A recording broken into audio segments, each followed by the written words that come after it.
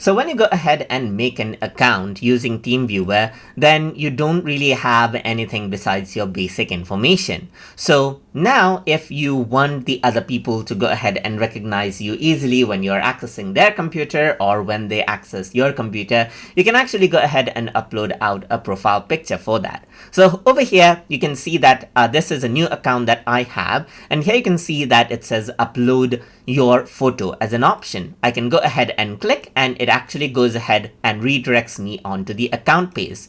I can also go around over here onto the top right hand side and click, and then go to edit profile right here, and then from the account section you can go ahead and choose the profile name as well. So if I were to actually go ahead and click, I can go ahead and choose a file right here, and I can navigate to the folder where I have my file. Let's say, for example, I got my profile picture file right here. So now I can simply go ahead and open it, and I can go ahead and then resize this out as I want as well, just like this. And then I can press save right here, just like this. And then what happens is that the profile picture will be updated right here. So you can see that as it uploads, you can see that it has been changed over here and here as well.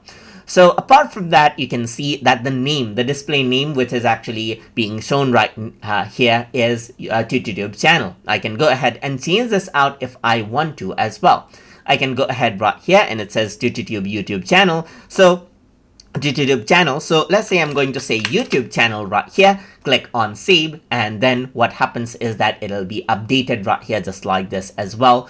And then when other people actually go ahead and then see the details, they will be now be able to see the new profile picture, and will be able to see the new name as well. So that is how you can go ahead and set out a profile picture and even change the display name of your account inside of TeamViewer from within the application itself. So I hope you guys learned something as always.